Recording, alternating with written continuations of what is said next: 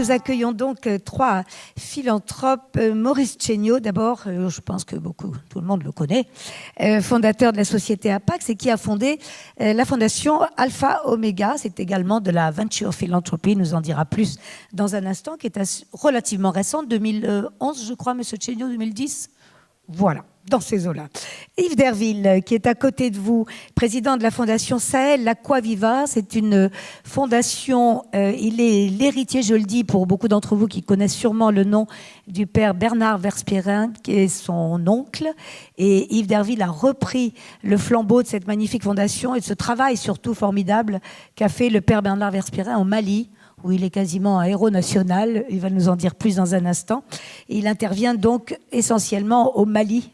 Il est français, mais en l'occurrence, c'est vraiment de ce pays, de cette région d'Afrique à l'ouest dont nous allons parler. Et Patrick Ngowi, qu'on est très content d'accueillir aussi, qui vient lui de Tanzanie, entrepreneur qui a diffusé avec beaucoup de succès des systèmes solaires dans le monde entier et qui a lui aussi créé une fondation en 2012, Patrick. C'est la fondation Light for Life. Il va nous en parler un petit peu plus. On le remercie. Notre table ronde se tiendra finalement en français puisque nous sommes majoritaires. Excusez-nous, Patrick. Mais notre quatrième invité, c'est Dame Stephanie Shirley, Lady Shirley, qui est une personne tout à fait extraordinaire, qui n'a pas pu être avec nous aujourd'hui, c'est pour des raisons de santé, tout simplement, mais qui a tenu quand même à intervenir et à être présente. C'est une personne qui a donc créé sa fondation, elle, depuis beaucoup plus longtemps. Elle va vous en dire quelques mots sur l'autisme, qui est une chef d'entreprise tout à fait efficace. Elle a 82 ans aujourd'hui. Et elle va... tenez, on va l'écouter. On va commencer avec elle sur toutes les questions que nous allons nous poser, sur sa stratégie, sur l'axe d'intervention qu'elle a choisi délibérément de soutenir. Lady Shirley, on l'écoute. My giving has changed a lot from how it was when I first started. Because I began by really scattering small sums of money to a variety of causes. And then I realised that I wasn't getting much impact in that way, nor for that matter was I getting a lot of satisfaction. So I started to do what I did in business, and that is to focus.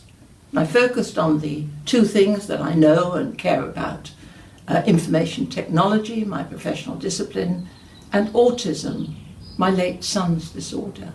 After many years, I decided really that this is going to be a foundation that would spend out. And I've also now focused on autism only because a lot of people support computer systems and very few people support autism. So that's what I do now. I'm known as the Autism Lady. Voilà, c'était très décidé de la part de Lady Shirley. On l'entendra à nouveau en cours de notre conversation. Parlons effectivement... alors, la question qui était posée dans cette table ronde, et je le dis parce que Maurice Chéniaud, quand nous avons préparé brièvement au téléphone, a réagi un petit peu sur cette phrase « Où s'arrête la liberté du philanthrope ?» Comment avez-vous entendu cette question, Maurice Chéniaud, qui a paru un peu vous surprendre? Prenez un micro, s'il vous plaît. Merci. Je dirais... Pardon. Oui, merci. Non, la liberté du philanthrope, d'abord, il y a l'aspect, la légalité. Bien entendu, on doit être dans le respect du droit. Après, chacun a il y a l'éthique. Et l'éthique, chacun a sa vision de l'éthique. Et donc, je dirais que dans le domaine de la philanthropie, compte tenu... Après, s'il y a une question de moyens, effectivement, le problème se pose quand on s'appelle Bill Gates et qu'on a des ressources qui sont supérieures à celles de plusieurs États. Et donc, à ce moment-là, effectivement, le problème de la liberté d'action se pose pour lui plus que pour des gens qui ont des moyens très limités. Et donc, où là, je dirais que la liberté est quand même assez grande. Et puis après, je reviens sur la problématique de l'éthique. Vous savez, le problème se pose partout. Quand je faisais mon métier dans le domaine du private equity. Par exemple, moi j'ai toujours refusé d'investir parce qu'il y avait des opportunités d'investissement dans les sociétés funéraires, et moi malgré que c'était de très bons investissements, ça me motivait pas de gagner de l'argent sur la mort.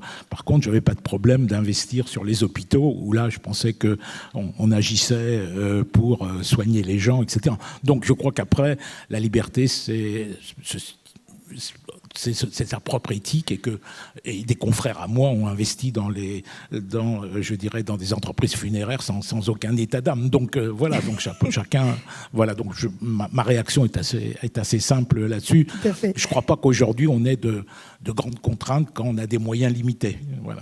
Vous avez avec Lady Shirley, que l'on vient d'entendre, un point commun, peut-être plusieurs, de déracinement d'abord dans votre propre histoire personnelle. Lady Shirley, comme je l'ai dit, est arrivée en Grande-Bretagne dans les années en 1939, je crois, venant de quel pays elle venait, d'ailleurs je ne le sais pas, de l'Est de l'Europe, c'est cela, voilà. Et donc elle a été adoptée par une famille britannique, et ensuite elle a monté ses entreprises avec beaucoup de succès. Savez-vous, Maurice Chéniaud, qu'elle se faisait appeler Steve dans un monde extrêmement masculin pour pouvoir réussir dans les affaires. C'est une femme assez extraordinaire. Votre parcours personnel, est-ce que vous diriez qu'il est à l'origine de vos choix et de vos décisions, ou est-ce que ça aurait pu se passer de toute façon?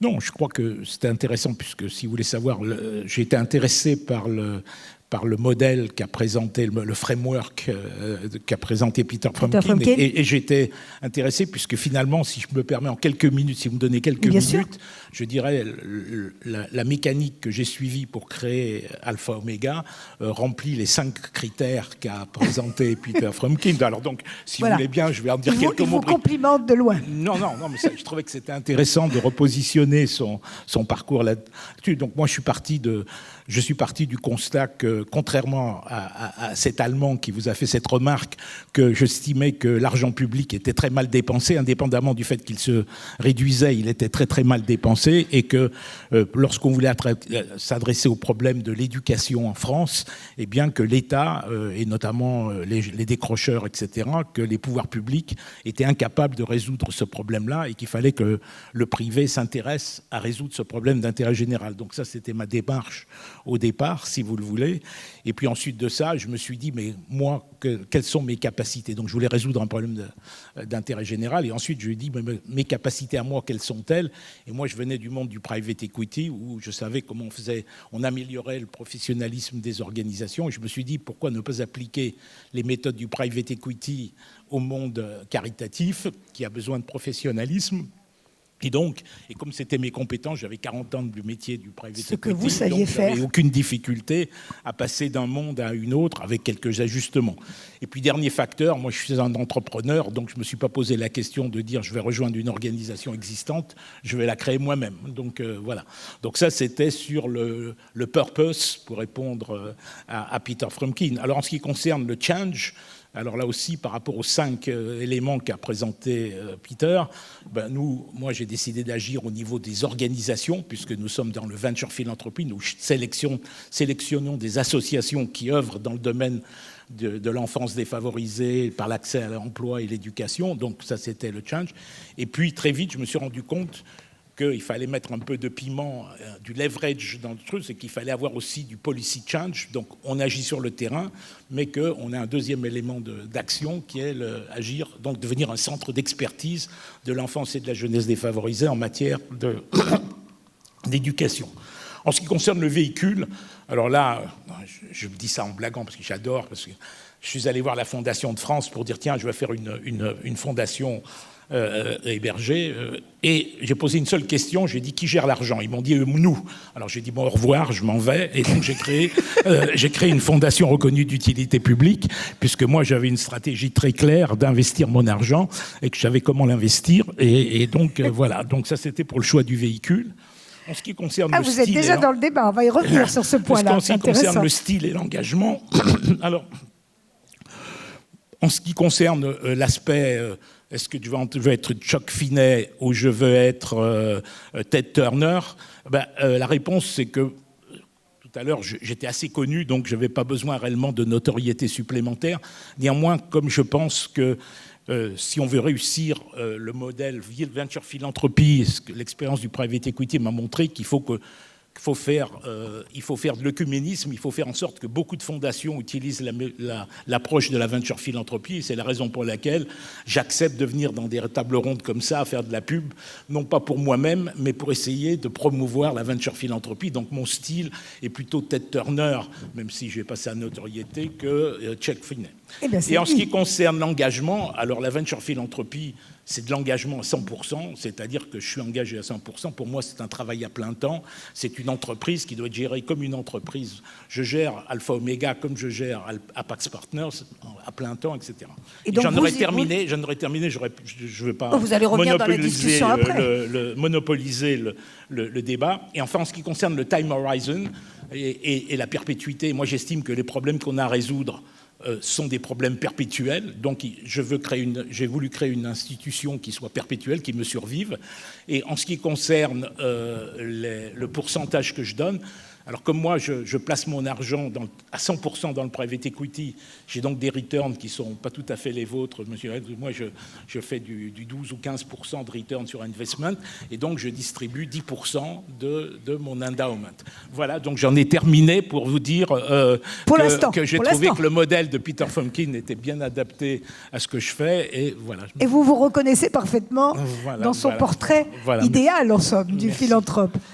Patrick Ngowi, qui est, sans vous faire offense, plus un jeune entrepreneur, je m'arrête sur le point entrepreneur dont a parlé Maurice Chéniaud en disant « Je suis entrepreneur, donc j'ai voulu lancer quelque chose de nouveau parce que c'est ma vocation d'entrepreneur et ma manière d'être. » Je rappelle, Patrick Ngowi, vous êtes parti donc de cette entreprise de produits solaires, de systèmes solaires, vous avez monté votre fondation à partir de très peu de moyens financiers qui vous avaient été remis par votre mère. C'est une affaire une entreprise familiale au départ. Racontez-nous comment tout cela a démarré. Yes, please. First and foremost, I think it's very important to understand that we come from a continent that is changing extremely fast. Very fast. And it's also important to understand that there are a lot of challenges in the community. So in 2007, we set up Helvetic, which mainly its job was to deliver clean energy solutions. Now, I come from a country that has a power availability, that's electricity that's only available about 30% of the country, so the remaining 70% is not connected to the grid, so they need a form of power. So after 9 years later, we ventured out from solar, wind, bio, in terms of delivering solutions. But then in 2012, the objective of setting up the company and doing so well, but was to service all clientele. So we service all parts of the pyramid. But it was very upsetting and disappointing because when I went to rural areas, those clients that we serve, we would do a mega project for a 5-star hotel and lodge in an off-grid part of my country or in neighboring Kenya or Uganda. And then at night, when I was driving back from the lodge or maybe going to where I stay, I would see a health center. And in that health center, one particular time, in fact, our car broke down and we had to actually go and get assistance. It was dark and there was a mother who was giving birth. And they had a candle and holding up the candle as she was giving birth at night. Now, for me, catering to a clientele, 5-star lodges and commercial application of solar, but then at the same time, a neighboring health center does not even have access to power in my beloved country. It was very upsetting. So we decided to set up in 2012 the Light for Life Foundation. Its main work was really to service a part of the pyramid, usually called the base of the pyramid, which would not be able to otherwise be able to purchase our products because they make about, at most, $1 to $2 a day. And then we went a step further because we know that in order to set that up, we need to work around sustainability. So we targeted areas in which, and specific groups, so we're working particularly with women. And with those women, we're not just going to a normal home, but rather we're looking at how is it that we can create sustainability around our idea and generate new income and bring about social change. So we would target women who have got small businesses. And their concept was simple. With the small systems that we are able to offer, they would be able to generate extra income from charging cell phones and whatnot. Of course, and as well operate the business for longer hours at night. And of course, that ended up growing, and we ended up, of course, now we have several partners that we work with, and we work with different entities, and some of the partners on our for-profit side, those ones who are interested in doing CSR, we involve them and give back to the community. So the reason why you did it is for your beloved country, as you just said, which is very, very nice to say. And you also work in other Eastern Africa's country, right? You work in, neighbor countries, Yes. in the east of Africa. Yes. But not for Light for Light. On our for-profit side, we operate in 5 countries. On a non-profit, we are specifically doing it in Tanzania. So far. So far. Charity starts at home. Challenge is the, okay. Yeah. And you want to go further, of course. Et je regardais Yves Derville pendant que vous nous parliez de ce constat que vous avez fait. Pardon, je vous laisse remettre votre casque. Excuse me. Pendant que vous parliez du constat que vous faites, évidemment, dans votre propre pays, où vous distribuez des systèmes solaires et constatez qu'une femme peut accoucher à côté d'une petite bougie, c'est évidemment insupportable pour vous. Yves Derville, au fond, c'est à peu près la démarche du père Bernard Verspieren qui intervenait en Afrique. C'était un religieux, donc, et qui, tout d'un coup, s'est rendu compte que son action ne devait pas en rester là, puisque les gens... Alors, vous avez une formule formidable, hein, c'était le père Verspieren qui l'utilisait. On peut commencer par ça, elle est très drôle. Je vous la laisse. La fondation Cell Aquaviva, que j'ai le plaisir de présider, soutient un important projet de développement rural au Mali. On intervient dans différents domaines, des projets agricoles, donc des productions traditionnelles, du maraîchage, etc. On intervient dans le domaine de ce qu'on appelle les projets communautaires. On a une école de 300 enfants, un dispensaire qu'on a créé, un hôpital qu'on a créé avec l'aide de la Banque mondiale. Et puis on intervient, on a une longue tradition de développement des énergies renouvelables. J'aimerais que vous reveniez à l'histoire. La question que je vous posais, c'est les origines de la fondation Sahel Aquaviva. Pourquoi le père Verspieren, qui intervenait comme prêtre, comme missionnaire, est devenu un fondateur? Alors, il y a derrière cela une anecdote, c'est qu'effectivement Bernard Verspieren a commencé son parcours comme père blanc, comme missionnaire d'Afrique, de façon assez classique, en faisant de l'apostolat. Et puis, un beau jour, le président de la République du Mali de l'époque l'a convoqué et lui a dit « Tu sais, Bernard, les gens que tu as baptisés, ils sont en train de mourir de soif.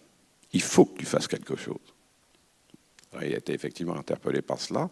Ça lui a donné l'idée de créer une très grande entreprise de forage avec l'aide des organisations internationales de l'époque. Et il a fait 3500 forages d'eau qu'il a équipés, c'était une innovation à l'époque, de pompes solaires. Et ces 3500 forages ont donné à boire à 20% de la population rurale du Mali à cette époque de grande sécheresse. Il avait cette formule formidable en disant « oui, finalement, à une époque de ma vie, je suis passé de l'eau bénite à l'eau potable. » Voilà, ça résume assez bien. Ça résumait assez bien, effectivement, son parcours. Et aujourd'hui, effectivement, vous faites d'un très grand nombre d'activités différentes. Alors, on a parlé de la liberté du philosophe, la lecture qu'en faisait Maurice Chéniaud. Retournons voir Dame Shirley. Peut-être que plutôt que de liberté, il faudrait parler de la responsabilité. J'ai dit le philosophe, je voulais dire le philanthrope. La responsabilité du philanthrope. Voyons ce qu'en dit Dame Lady Shirley. Liberté versus responsabilité. You ask if philanthropists are free to do what they like, or whether they should be accountable, and if accountable, to whom. I'm going to give a very unpopular answer, because when I was in the public service, I was very careful to always give to the north, to the south, to men and women, short term and long term. But when I'm giving my own money, there is no need for me to give anything away, and I can give to what I want to do, and that means I give also together with a bit of passion. Et vous le voyez, c'est très, très clair. Je mets mon argent où je décide de le mettre. Et là, peut-être, ça pose la question effectivement de jusqu'à quel point est-on redevable à la société de l'action que l'on décide d'entreprendre. Qui veut répondre? Je vois Maurice Chéniaud.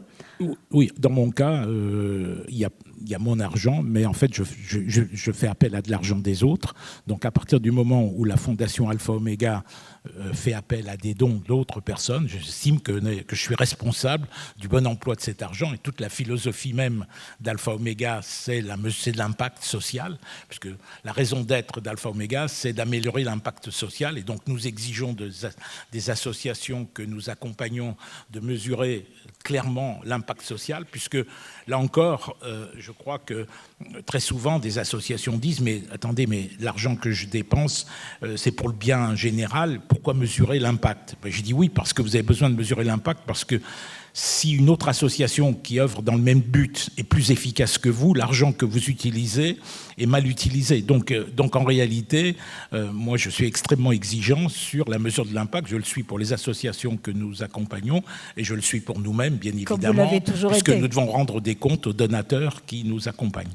Et donc, vous vous réservez le droit, effectivement, de retirer des fonds lorsque vous avez le sentiment... Oui, d'abord, premièrement, nous nous engageons sur la durée, sur 5 ans, avec une révision annuelle, et on s'engage sur un plan de développement. On se met d'accord avec le responsable, les responsables de l'association pour définir ensemble qu'est-ce que nous allons accomplir sur les 5 ans, quels sont les objectifs que nous allons accomplir. On prend beaucoup de temps pour faire cela et bien évidemment, chaque année, on vérifie qu'on a atteint les objectifs, etc.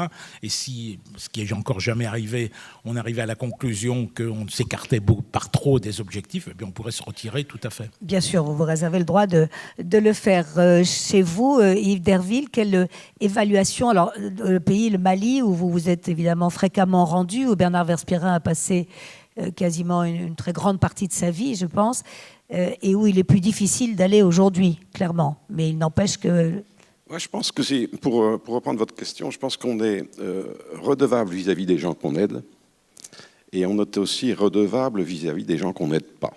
Qu'est-ce que ça veut dire? Je pense que vis-à-vis des gens qu'on aide, on a un devoir qui est un devoir d'efficacité et de résultats. Et surtout, je pense qu'on n'a pas le droit de décevoir les espoirs et les espérances des gens que l'on aide. Il y a un point sur lequel j'insisterai, il a déjà été évoqué, c'est qu'il faut aider dans la durée. Quand vous regardez ce qui se passe dans cette zone d'Afrique subsahélienne, les villages sont encombrés de matériel qui ne marche plus, de machines qui sont défectueuses. Bon. Pourquoi? Souvent parce qu'il y a des problèmes de compétences, il y a des problèmes de maintenance, il y a des problèmes d'efficacité, il y a des problèmes de formation. Mais il y a aussi le fait que trop souvent, les actions qui sont menées sont du one-shot, où on fait un investissement immédiat sans se préoccuper de la pérennité, de la durabilité de cet effort. Le deuxième point, quand je dis redevable vis-à-vis des gens que l'on n'aide pas, ce qui est sûr, c'est que derrière la philanthropie, il y a des choix qui sont parfois des choix extrêmement difficiles. Pourquoi aider telle ou telle population, telle ou telle zone, tel ou tel secteur plutôt que d'autres? Là aussi, un message qui est celui qu'on a essayé d'appliquer, c'est de dire efforçons-nous de développer des projets qui sont réplicables et qui peuvent être dupliqués ailleurs. Un exemple très concret, on s'est intéressé tout récemment à l'électrification rurale au Mali. Et on a eu l'idée toute simple de faire fabriquer l'électricité par les paysans, ce qui peut paraître surprenant a priori. On s'est intéressé à une plante qui s'appelle le Jatropha curcas en latin, qui est une plante arbustive qui fait 3-4 mètres de haut, qui produit des noix qui sont saturées d'huile. On récupère ces noix, on les triture, on filtre et on sort de l'huile végétale pure qui, pour simplifier, a les mêmes propriétés que le gasoil et qu'on peut utiliser dans des groupes électrogènes. On a dit à une certaine époque que l'eau, c'était la vie dans cette région d'Afrique. Je pense qu'aujourd'hui, c'est grâce aux efforts qui ont été faits, c'est l'électricité qui est la vie, parce qu'elle apporte eh bien, les soins, la petite industrie, l'accès aux médias, etc. Bon. Donc, on s'est lancé dans cette aventure du jatropha en favorisant la culture de cette plante, en aidant les populations à le faire, en créant un réseau de coopératives pour le collecter, en constituant là où on est une usine de transformation de l'huile en électricité. Et je pense que l'aspect intéressant d'un projet comme celui-là, c'est qu'on peut le répliquer ailleurs, en zone subsahélienne. On a acquis une certaine maîtrise, une certaine expérience. Ça passe par une formation importante localement.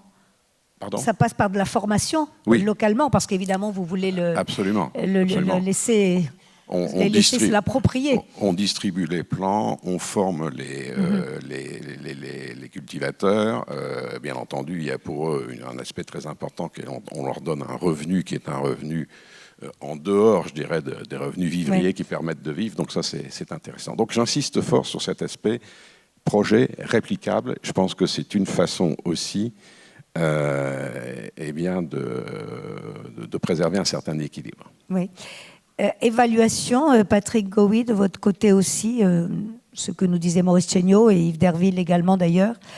Quels moyens avez-vous? Parce que c'est très étendu maintenant le travail que vous faites.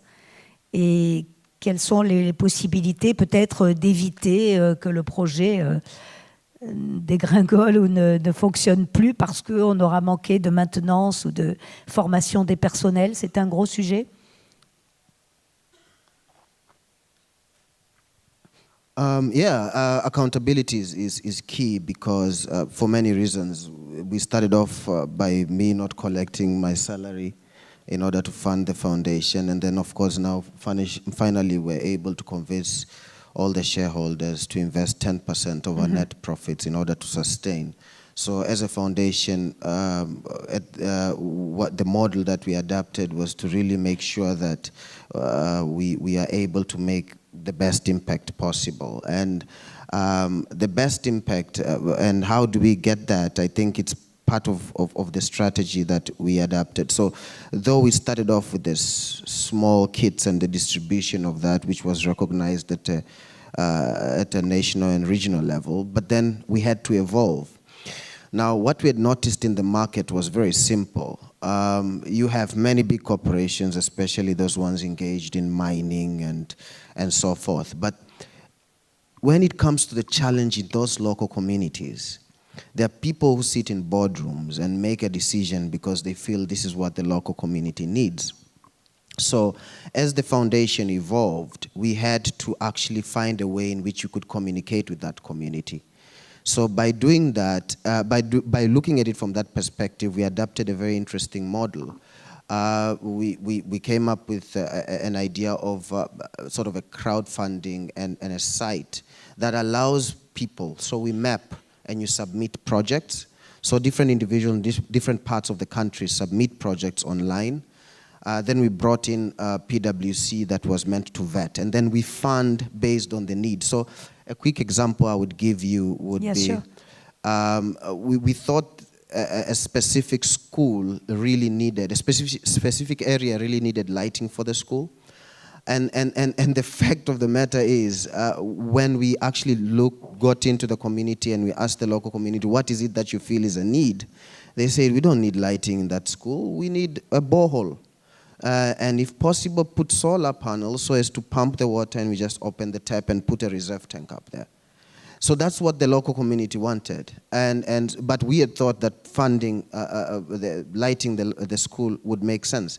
In other cases, we have had health centers asking us, we would like to have a solar fridge as opposed to having the borehole. So we decided to have a platform that would really enable us to be hands-on. So most of these challenges, it's really important to look at it at a micro level. It's always interesting in forums like this to talk of macro. But when you look at micro level, what do people really need on the ground, and how is it that you can communicate that? And that is how we are able to be accountable and have a big social impact. Yeah. Je crois que c'est un point très important là, que soulève Patrick Ngowi, puisqu'il peut arriver aussi que vous, les donateurs, vous avez une certaine idée de ce que vous souhaitez faire et de ce que vous observez. Et en fait, vous arrivez sur place et on vous dit, c'est pas tout à fait cela dont nous avons besoin. On préférerait éventuellement l'exemple de l'école qu'il vient de nous donner, est très intéressant. Est-ce que vous rencontrez ce type de situation? Il faut pas mal de souplesse quand même du côté des donateurs pour s'adapter aux besoins réels. C'est une question pour tout le monde, hein, Yves Derville. Oui, on parlait tout à l'heure des limites de la liberté des philanthropes. Oui, il faut savoir écouter. Je pense qu'une contrainte forte, Dieu soit loué, on ne l'a pas au Mali parce qu'on est supporté par le gouvernement, mais je pense qu'une contrainte forte, c'est quand l'action philanthropique se heurte à une volonté politique qui est différente des ambitions du philanthrope. Je pense que l'exemple auquel je pense, c'est celui qu'on vit actuellement avec les minorités ethniques, les minorités religieuses. Bon, vous connaissez le problème, les difficultés de ces gens. Je pense que c'est très difficile d'intervenir localement, et on le voit, hein, en faveur de ces minorités, si on s'oppose sur place à une volonté politique du pouvoir qui n'encourage pas. C'est un understatement, ce genre d'action. Donc la confrontation à une volonté politique opposée est, à mon avis, une vraie limite à la liberté du philanthrope. Moi, je parlais aussi éventuellement des aspirations différentes des gens à qui vous vous adressez. Là, je parle de la société civile, ce que nous donnait comme exemple Patrick Ngowi, et qui vous oblige peut-être à orienter différemment vos propres choix ou vos propres idées préconçues. C'est la question que je pose de manière un peu plus ouverte. Hein. Maurice Chéniaud, cela vous arrive-t-il ? Dans mon cas, moi, la situation est totalement différente puisque nous accompagnons des associations qui pour la plupart d'entre elles, on dirait une dizaine ou une vingtaine d'années d'ancienneté. Et nous arrivons, en fait, en partant des objectifs que poursuit cette association et en essayant de revisiter, en regardant est-ce qu'ils ont la bonne stratégie, est-ce qu'ils ont la bonne organisation, est-ce qu'ils ont la bonne équipe, etc. Et peut-être le point que je n'ai pas souligné tout à l'heure et qui est extrêmement important dans l'approche de la venture philanthropie, c'est que certes, nous apportons de l'argent à ces associations et nous engageons, comme je le disais, sur le long terme, sur 5 ans, mais ce que nous leur apportons surtout, c'est des conseils. Et des conseils à la fois sur tous les aspects, stratégie, organisation, communication, levée de fonds, sur toutes les dimensions. Et nous faisons un effet de levier sur nos apports de compétences en utilisant, chaque fois qu'on a identifié un problème bien spécifique, en utilisant des cabinets de conseil réputés dans chacun des domaines qui interviennent pour résoudre les problèmes. Donc en réalité, nous ne venons pas avec une idée préconçue. Si on a une idée préconçue dans le sens où j'ai 40 ans d'expérience de comment on gère les affaires et comment on fait grandir les affaires et comment on résout les problèmes. Donc bien sûr que j'ai des idées préconçues dans ce domaine-là, ou du moins qui m'ont été apportées par l'expérience. Mais après, c'est sur chaque problématique de chaque association est différente, etc.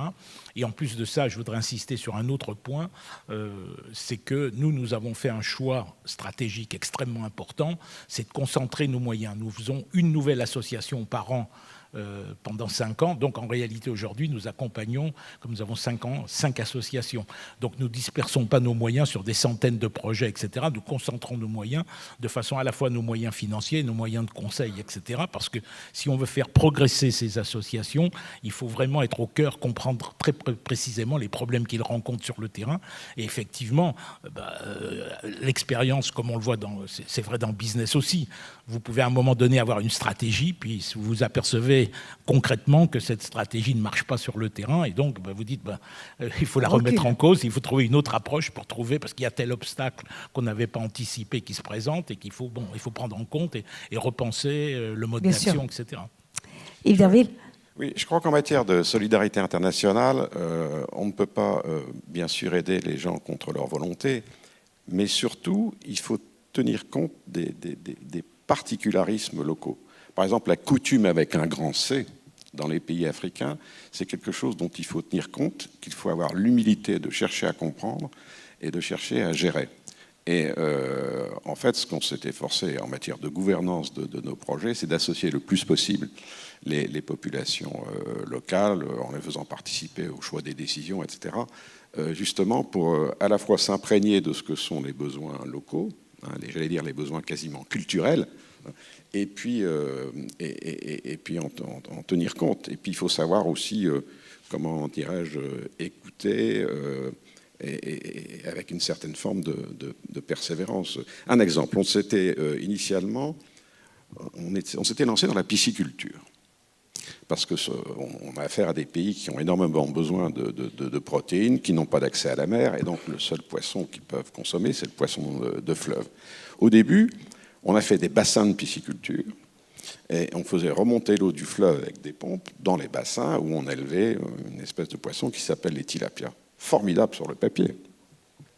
Sauf qu'on dépensait une fortune en gasoil pour faire remonter l'eau du fleuve. En remontant l'eau du fleuve dans les bassins, on faisait remonter des poissons carnivores qui bouffaient les autres. Et donc, à la fin, on sortait 3 gros poissons et il n'y en avait plus de petits. Bon, bref. Et donc, quand j'ai repris ce projet, j'ai arrêté tout de suite la pisciculture en disant ça n'a aucun sens, ça n'est pas rentable, on perd tout ce qu'on veut, il faut arrêter. Et les gens m'ont dit non, il faut trouver quelque chose, on a besoin de cela. Bon, on a cherché pendant quelques années et on a refait de la pisciculture, mais sur des bases tout à fait différentes, avec des cages flottantes qui sont dans le fleuve. On ne doit plus faire remonter l'eau. Et avec, je dirais, les projets des technologies où on a maintenant de nouveaux aliments, on a des moyens de contrôler les virus, etc. Bon.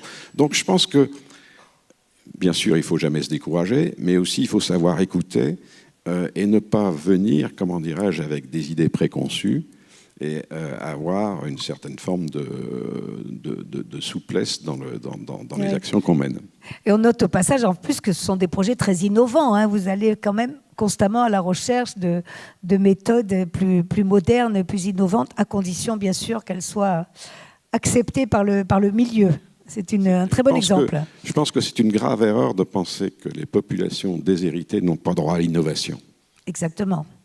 Patrick Ngowi qui a saisi un micro. Et en plus, si vous voulez, c'est souvent la seule façon de gérer les projets. Je pense que, par exemple, en ce moment où, comme vous le savez, il y a des problèmes sécuritaires dans cette région sahélienne et où on a des problèmes pour y aller, pour se déplacer, si on n'avait pas Internet pour gérer les projets à distance et pouvoir les contrôler, on serait très mal.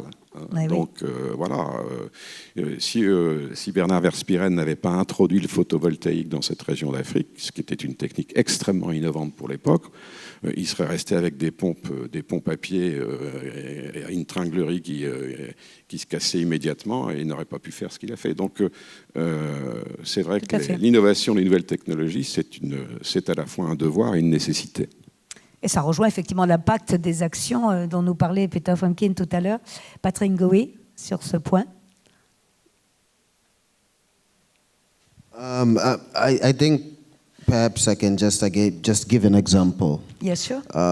One of the very interesting things in terms of our approach that we came to realize was actually a game changer. Like Deville mentioned, of course, in sub-Saharan Africa, I would like to think like any other part of the world, there are challenges. But the source of these challenges actually came to be manifested really well in terms of even the type of solutions that the community needed. So at times they would have village meetings and we would say we want to spend X amount of money. What do you think would make sense? And an underlying factor, which we didn't really understand at the time, but over the years, it's been a big part of what we do, was really because everybody is looking for economical transformation.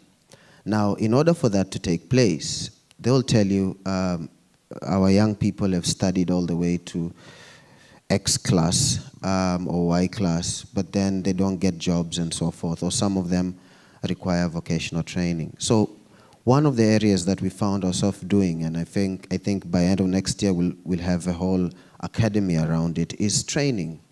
The training has become such a big part of what we do simply because of the sustainability and the way in which the everlasting impact in people's lives.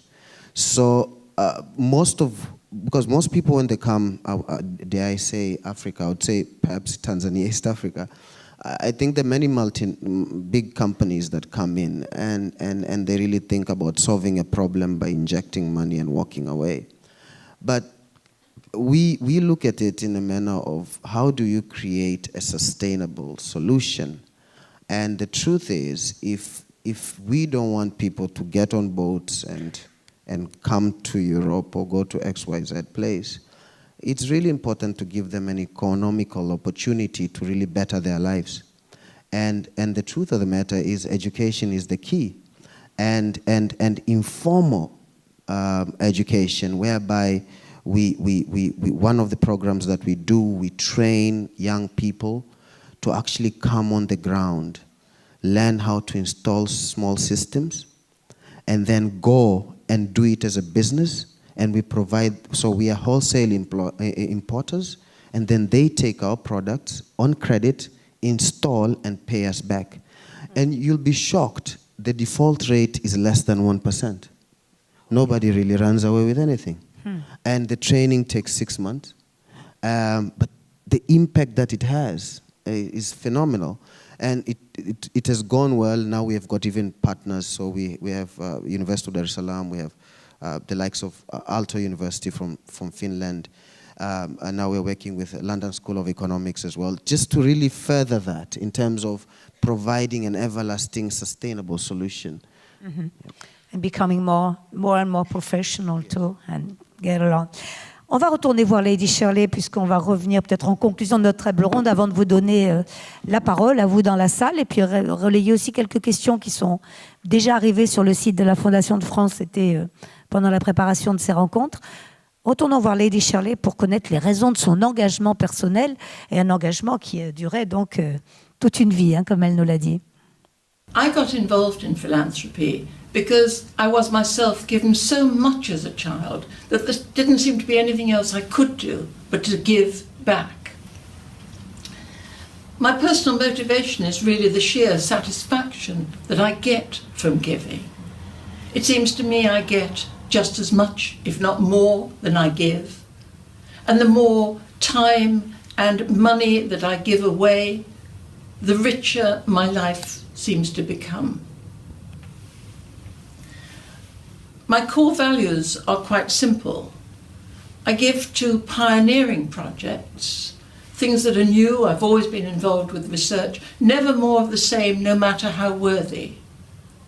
And things that, if successful, are strategic. They make a real impact in the sea of need. That's what I choose to do. Lady Shirley, on va renvoyer un petit peu peut-être la même réflexion vers vous trois. Maurice Chéniaud, qu'est-ce qui vous porte encore dans l'engagement dans la philanthropie? On nous avait dit pourquoi vous l'avez initié. Qu'est-ce qui vous soutient? Vous arrive-t-il d'être un peu là, un peu découragé, ou est-ce qu'au contraire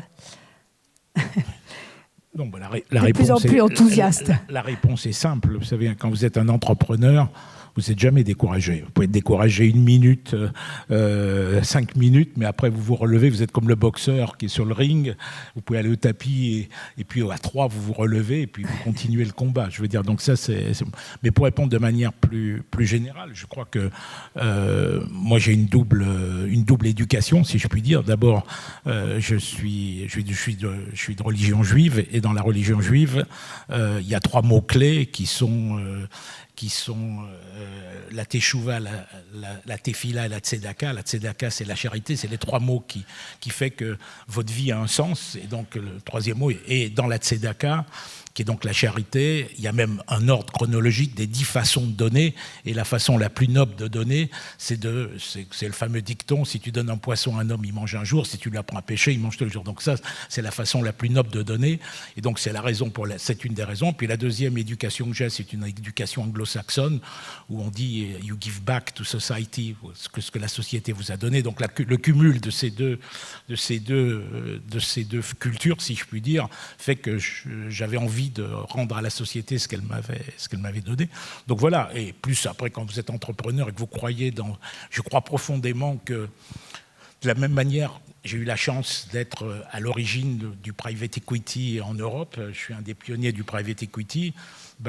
Peut-être mon rêve, c'est de faire en sorte qu'un jour on dise il est aussi le pionnier de la venture philanthropie, et j'ai aidé à changer profondément la façon dont les fondations agissent, parce que je suis convaincu que la venture philanthropie, c'est-à-dire d'associer à la fois l'argent et le conseil, parce que c'est ça, et de considérer ça que c'est une profession, un monde d'intermédiation entre d'un côté les gens qui détiennent de l'argent et d'autre côté les entrepreneurs sociaux ou les associations qui œuvrent sur le terrain, d'être capable d'être l'interface entre ces deux mondes, et d'être capable de leur apporter et l'argent et le conseil, peut révolutionner assez fortement la façon dont les problèmes d'intérêt généraux sont traités. Et je suis intimement convaincu que les pouvoirs publics, notamment en France, peut-être dans d'autres pays c'est différent, mais enfin, je prends l'exemple de l'éducation en France, tout le problème de la lutte contre le décrochage scolaire.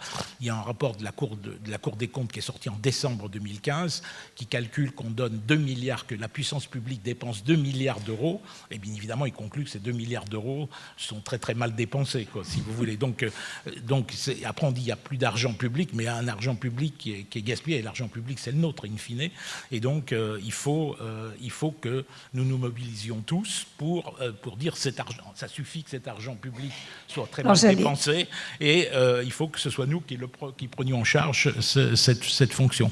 J'allais vous poser une question sur ce que vous pensez de l'évolution de la situation en France. Vous venez de répondre en creux par ce que vous dites à l'instant sur l'éducation.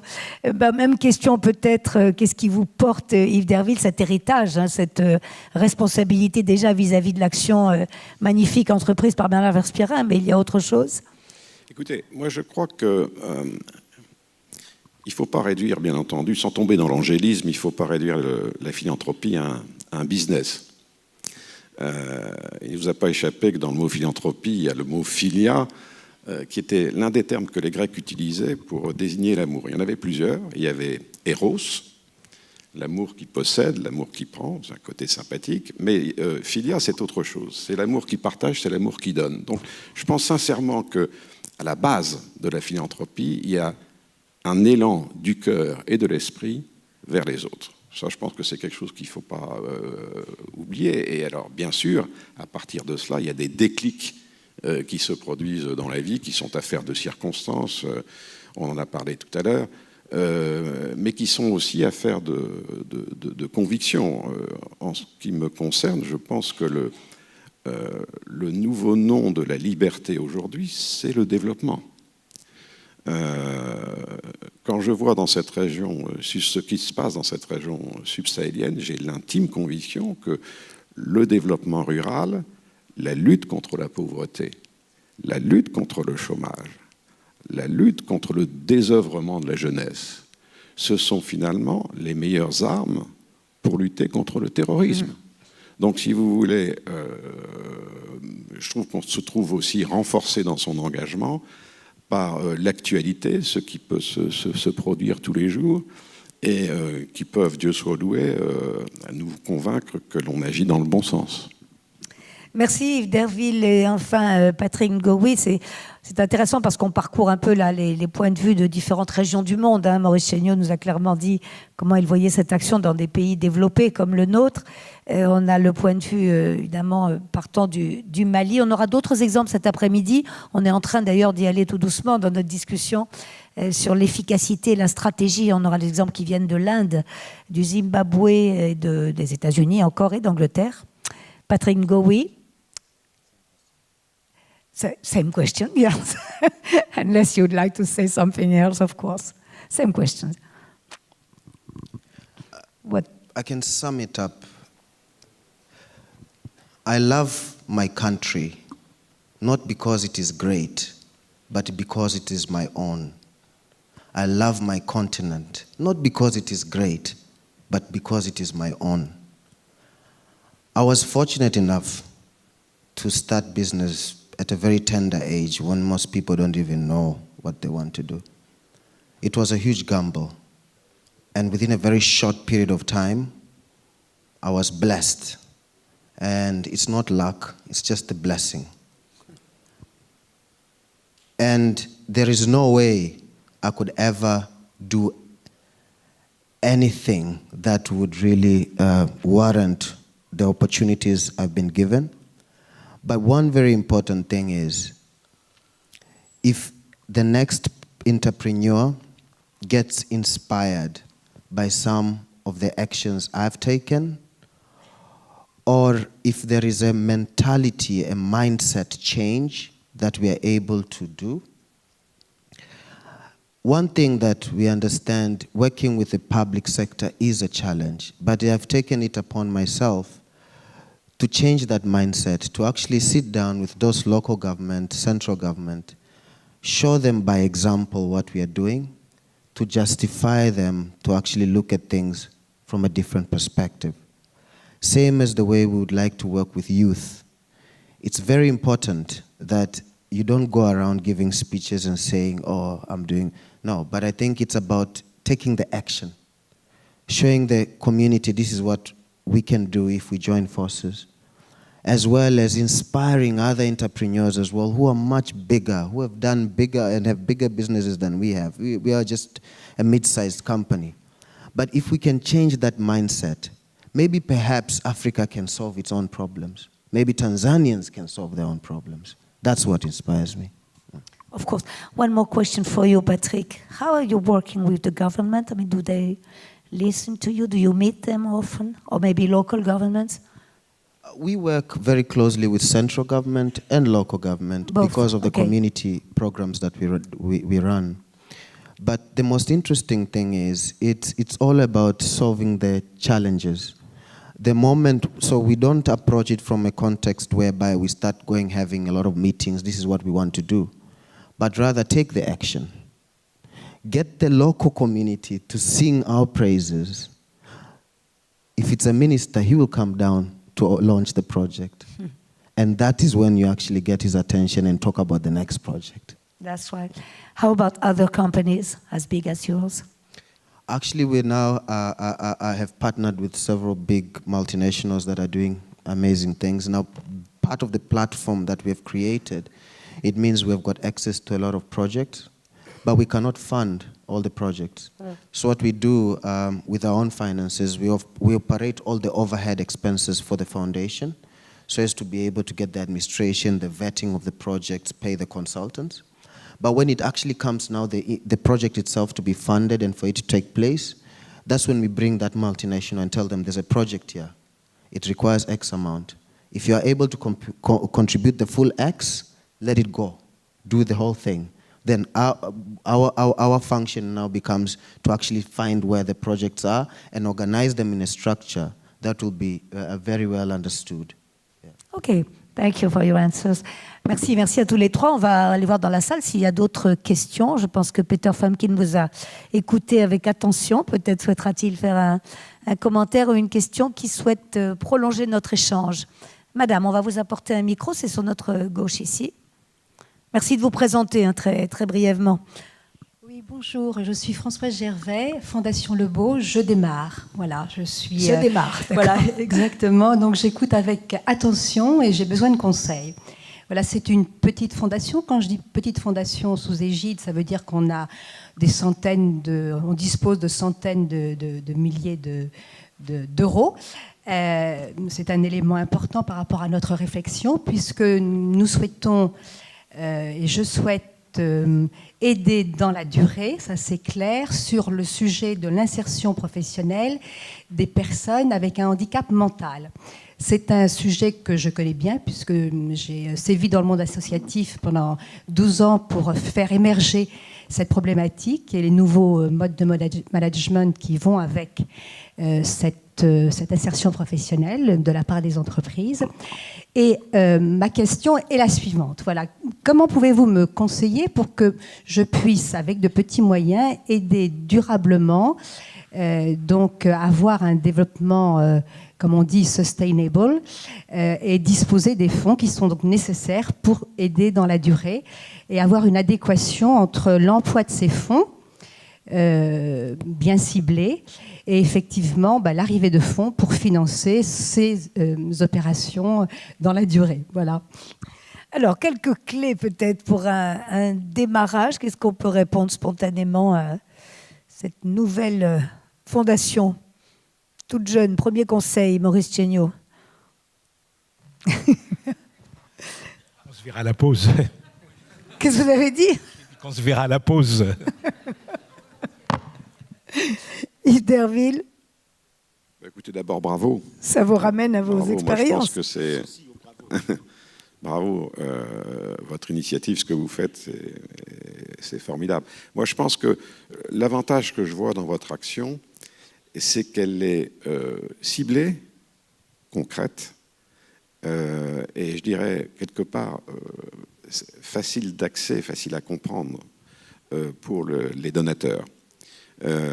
Si vous voulez, souvent les gens qui donnent aiment savoir, bien entendu, quelle est la destination des fonds qu'ils donnent, et ils ont parfois peur de l'anonymat des grandes associations ou des grandes causes où on ne sait pas où ça va finalement, et on ne sait pas en définitive à quoi ça va servir. Bon, là, je crois que comme vous avez un objectif qui est bien ciblé, et auxquels les gens sont attentifs, vous avez certainement beaucoup plus de chances de mobiliser les cœurs et les consciences. Donc ça, c'est une bonne chose. Maintenant, derrière, je ne connais pas personnellement le problème auquel vous vous adressez, donc je me garderai bien de tout conseil en la matière. Et je suis sûr que vous êtes entouré des conseils, je dirais, médicaux et autres relatifs à cela. Mais voilà, moi je crois que, et j'espère en tout cas que vous avez toutes les chances de réussir. Ne manquez pas d'aller voir Maurice Chéniaud à la pause. Hein. Patrick Ngoé, à partir bien sûr de votre propre conception. If I understood your question and comment correctly, I think one of the changes that we really saw in what it is that we do, and probably the reason why I'm here today, is we also had limited funds to start off. So how could we step up? One of the things that we did was partnerships, so within the same sector. Finding the right type of partner, having the right arrangement, could be a game changer. And then contrary to popular belief as well, is you also have to market what it is that you do. I think rightly so, like the avenue that you've used here, so that you can have more and more people who might be interested in supporting your cause that can be able to build up. And based on the transparency and the structure you set up, you might perhaps be able to attract more and more of the funding, and you do it at a grander scale.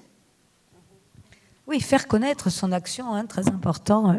Pardon, Éterville, vous vouliez ajouter autre chose, je vois. Je voulais aussi vous dire, si mon voisin me laisse un petit peu de temps à la pause.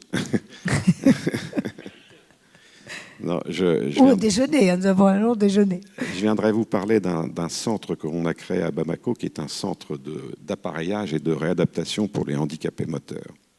Et je pense que le point important, c'est qu'on a, pour monter cela et pour le faire vivre, je le répète, on s'est entouré de conseils médicaux avisés et éprouvés, parce que je pense que ça, à la fois, ça crédibilise l'effort vis-à-vis des donateurs, et ça permet d'agir dans le bon sens sans faire d'erreur, en tout cas d'erreur médicale.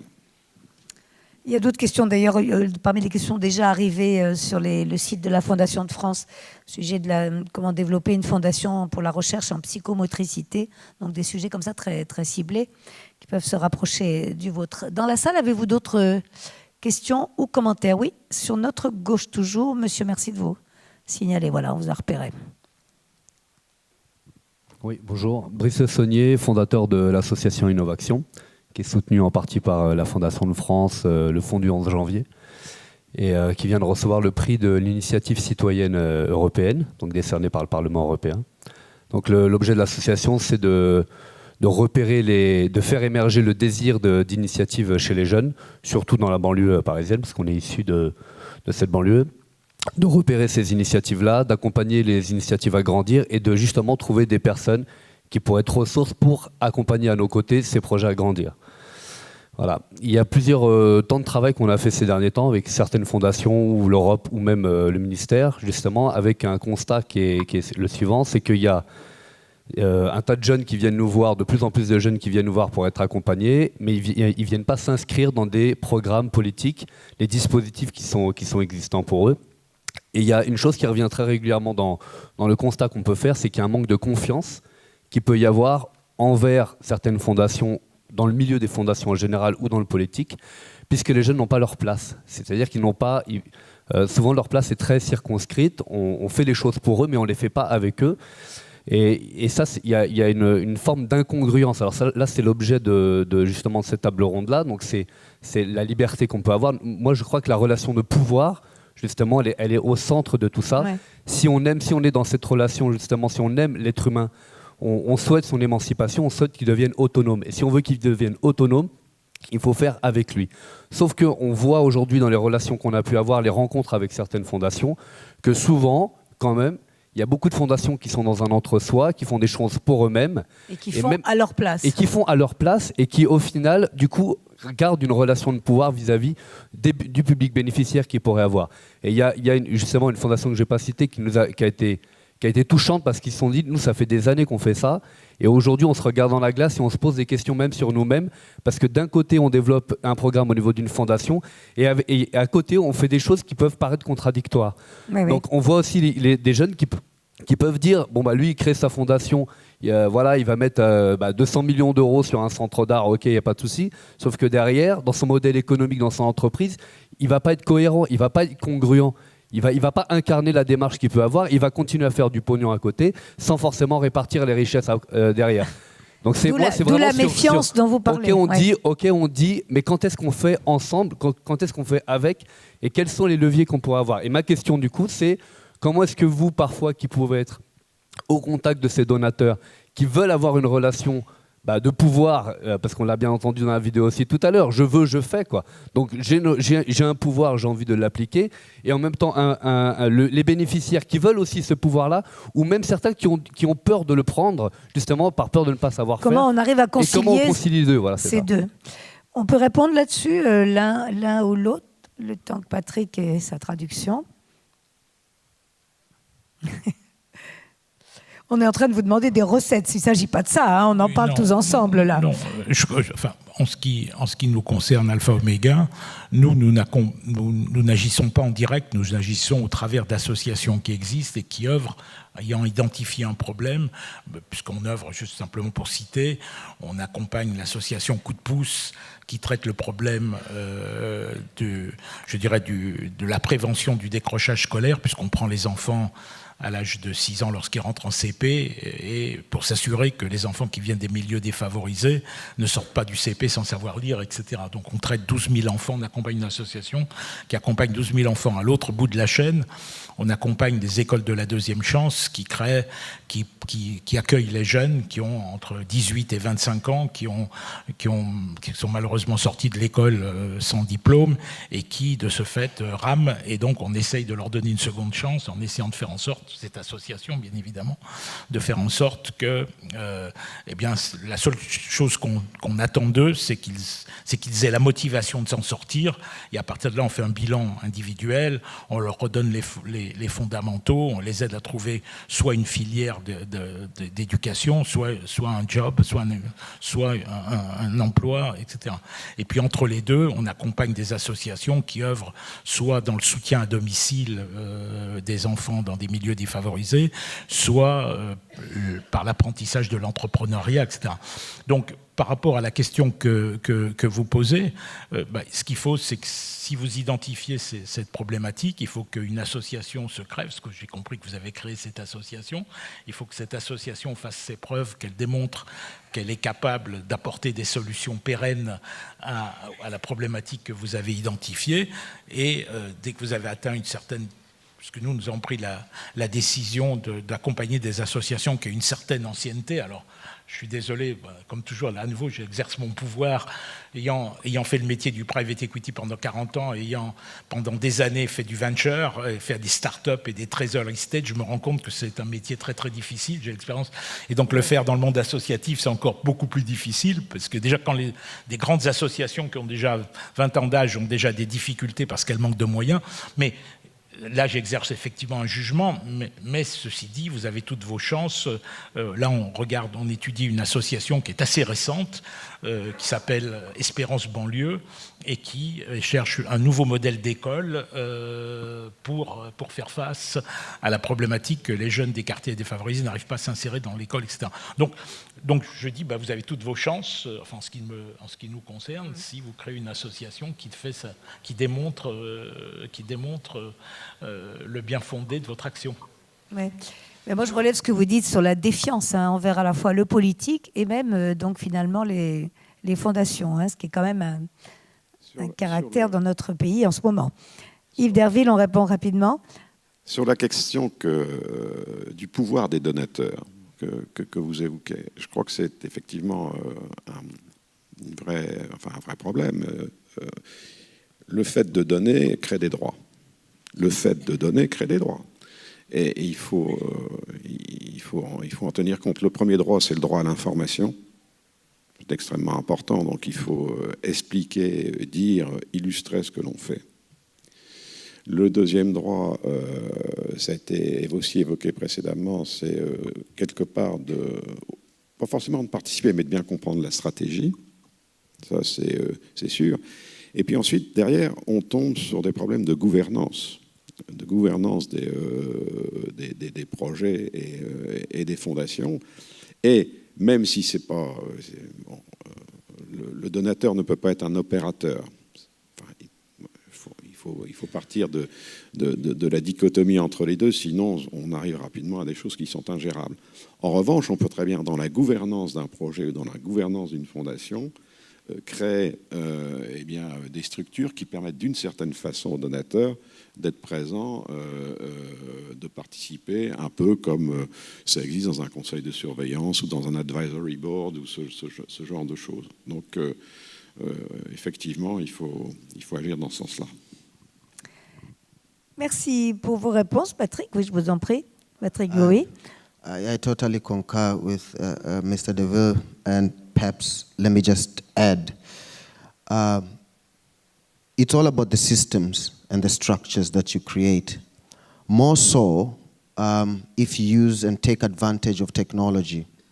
So one of the things that we did when we brought in our consultant in order to really plan out the next 10 years, we adapted the good use of creating the right system. So every donor, regardless of how much they're giving, is being able to be put at different levels, so that we have a permanent board that is sort of transparent and cannot change and cannot be influenced and swayed.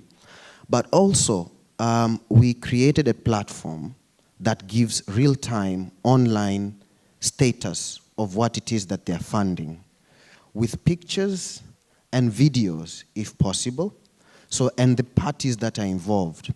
So the donor that actually does contribute towards a specific project can track it in real time.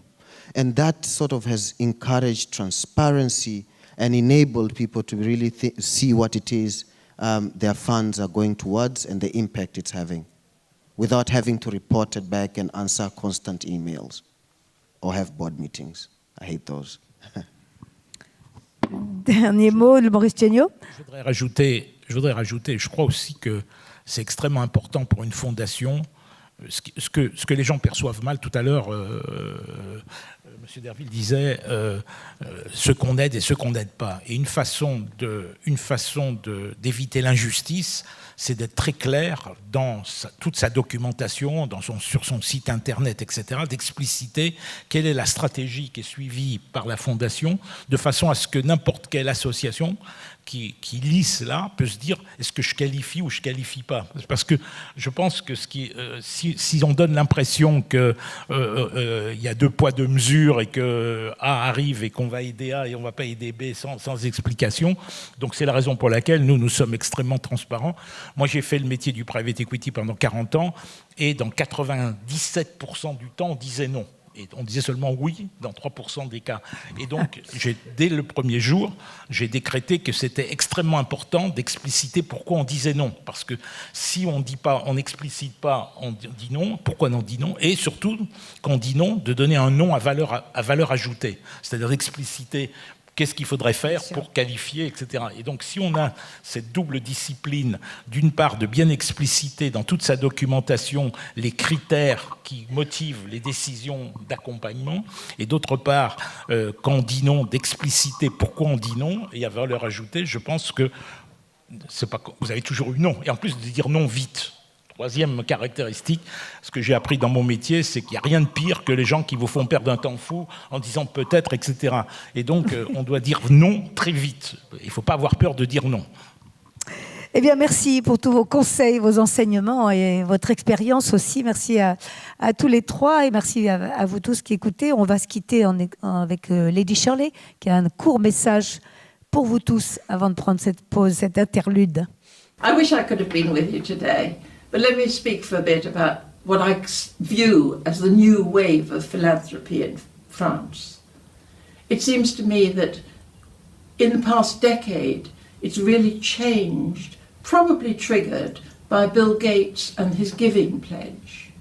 And it means that you're giving much more to international projects than you were earlier. The new philanthropists are also giving with a warm hand, rather than leaving legacies. And this is, I think, because they have made their own money and, as I have done, get pleasure in giving it away. What is important is the tax incentives that are encouraging people to be generous in their time and money. Voilà, fin de cette première table ronde qui nous conduit, comme ça vient d'être dit, vers la suivante.